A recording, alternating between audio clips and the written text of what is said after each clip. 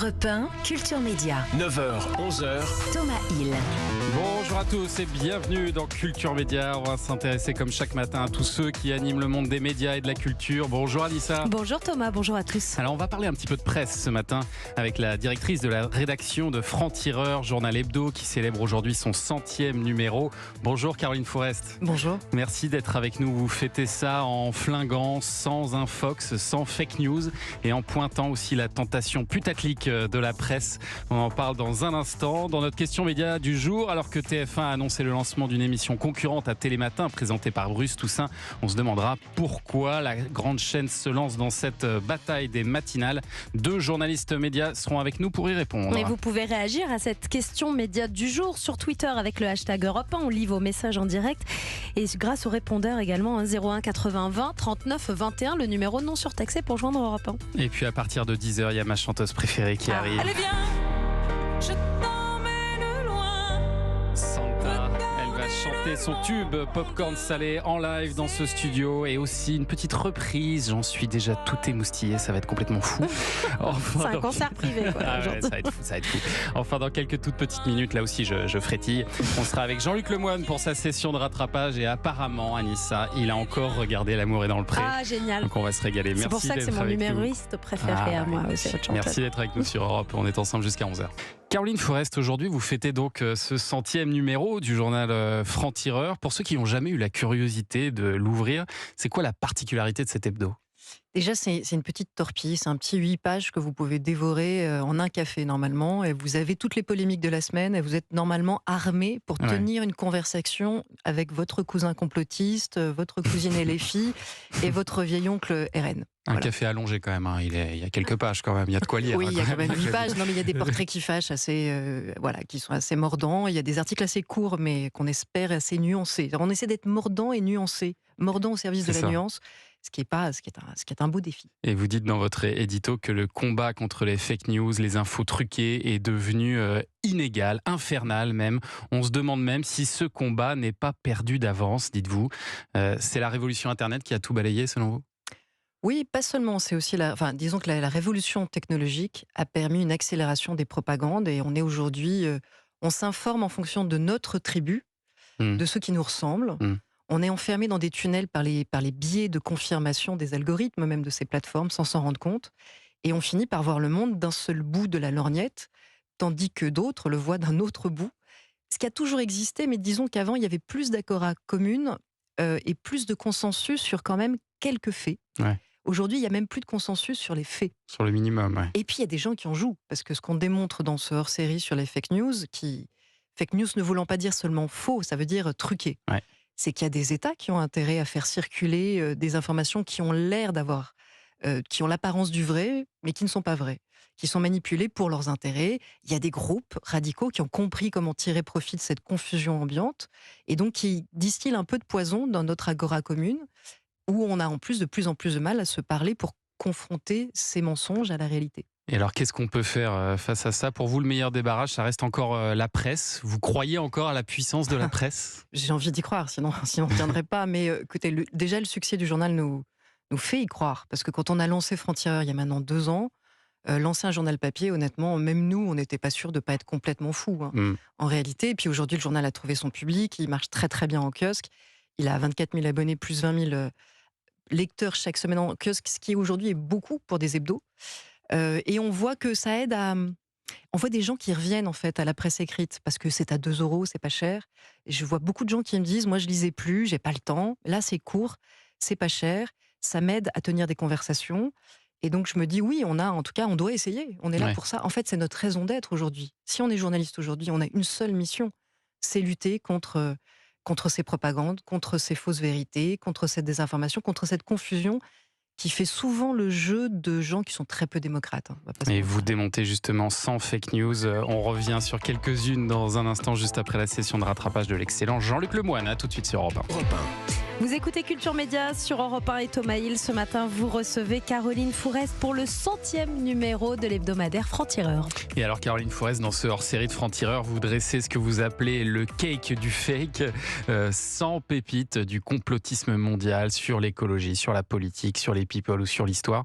Alors déjà, on se rend compte que les fake news, ça date pas d'hier. Certes, Internet leur a donné une autre dimension, une autre résonance, mais vous revenez aussi sur des histoires plus anciennes que les réseaux sociaux, comme le suicide de Pierre Bérégovoy, auquel beaucoup ne voulaient pas croire, comme le décès de Coluche aussi, qui pour certains n'avait rien d'accidentel. Voilà. Tout ça existait avant Internet. Avant les réseaux sociaux, on était déjà assez fous comme des lapins, et c'est vrai qu'on avait déjà du mal à croire. Alors souvent, on a du mal à croire à quelque chose qui soit vous choque trop, vous attriste trop, qui est trop brutal.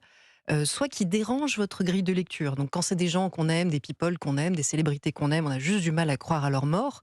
Visiblement, les fans de Michael Jackson ont toujours beaucoup de mal à croire à sa mort. Même Elvis. Même Elvis, voilà. Ils sont tous les deux sur la même île. Donc ils ont envie de croire à une réalité alternative, mais il y a aussi des choses plus idéologiques.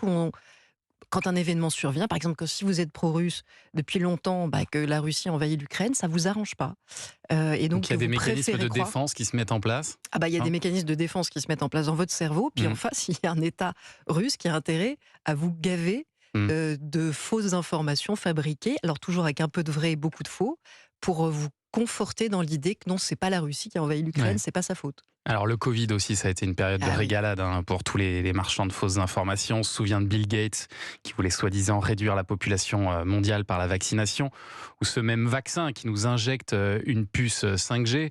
Bon, là à la limite, on se dit c'était tellement nouveau qu'on peut comprendre que pas mal de gens se fassent avoir, mais vous revenez aussi sur d'autres histoires comme le fait que la Terre est plate, que l'homme n'a pas marché sur la Lune, ou que les Égyptiens n'ont pas bâti les pyramides. Là, on bascule vraiment dans ce que vous appelez la post-vérité en fait. C'est complètement, mais à délirant. chaque fois, il y a des réseaux qui ont intérêt à croire à cette réalité alternative.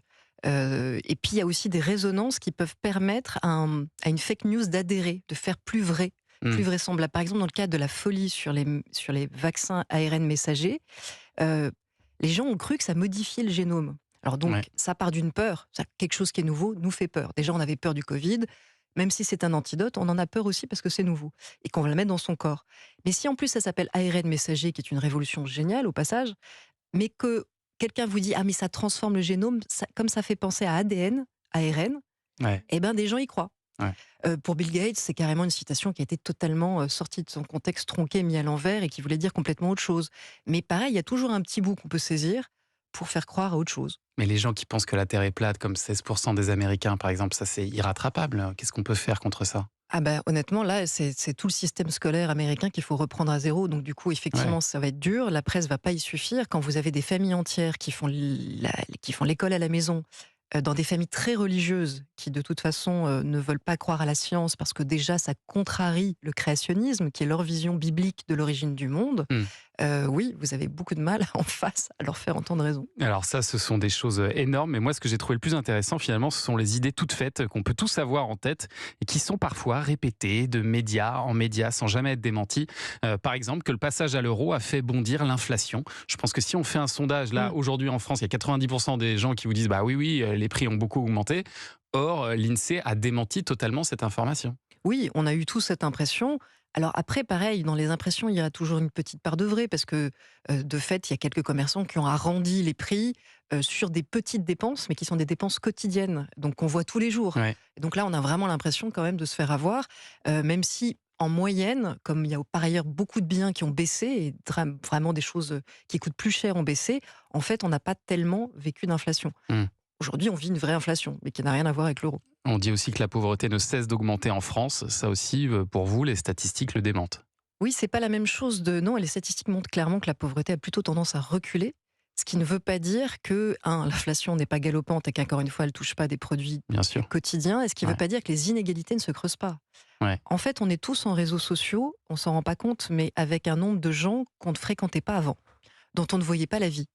Et donc, le cercle de l'envie et de la comparaison s'est incroyablement accru. Et ça, c'est une des sources, à mon avis, du malaise contemporain. C'est qu'avant, on se comparait à son frère, à ses sœurs, à ses cousins. Aujourd'hui, on voit ce que mangent des gens de niveaux sociaux très différents. À Dubaï, les influenceurs. À Dubaï, voilà, les influenceurs à Dubaï, si on regarde leur menu tous les jours et qu'on se compare, ça doit être quand même... Ça peut agacer, ouais. Ça peut agacer, franchement. Si vous rajoutez en plus une inflation réelle en ce moment, ça crée un sentiment d'exaspération très fort. Et en conclusion de ce numéro, Raphaël Enthoven dit qu'aujourd'hui, avec la révolution numérique, tout individu se voit doté des moyens de vivre en compagnie exclusive des gens qui croient la même chose que lui. La solution, c'est quoi alors? C'est de lire plus de choses différentes, de sortir de notre petite bulle? Oui, il faut accepter de temps en temps d'aller écouter quelque chose qu'on n'aurait pas forcément écouté. Il faut se faire un peu violence et puis il faut aussi que dans un cercle d'amis, on s'échange des recettes. On se dise mais quand même va voir ça, va écouter ça. Mais là aussi, on a un rôle dans la presse, c'est que les gens ont de moins en moins de temps pour combattre de plus en plus de mensonges ou de faits déformés. Et nous, on doit se battre 10 fois plus comme journalistes pour leur donner rapidement, facilement accès à une contre-vérité antidote qu'ils peuvent saisir immédiatement et puis qu'ils puissent en faire le relais dans leur conversation quotidienne. Et vous le dites, la presse, il faut aussi qu'elle résiste à cette tentation putaclic. Et ça touche une partie de la presse aujourd'hui. Ah mais complètement. Et ça touche notamment nos portails numériques. On a plein de jeunes journalistes qui débarquent dans le métier et dont la mission, c'est de faire en sorte que les sites internet de nos médias soient vus. Et pour ça, la tentation, c'est d'aller au raccourci, à ce qui est un peu saignant, à ce qui est un peu simplifié et qui peut effectivement faire cliquer. Et du coup, on a une déperdition de la complexité de nos médias en amont et en aval qui fait que la conversation démocratique s'appauvrit. Donc on doit tous, mais chacun à un bout de l'échelle, honnêtement, parce qu'il y a des moyens toujours, ça je le dis à l'équipe et à la rédaction, on peut toujours, dans un temps très court, dire des choses très complexes. Il faut juste travailler beaucoup plus. Et c'est là qu'une lecture comme Franc-Tireur peut être extrêmement utile. Caroline Forest, restez avec nous dans un instant. Le journal des médias de Julien Pichenet, garanti sans aucune fake news. A tout de suite, vous écoutez Culture Média sur Europe 1.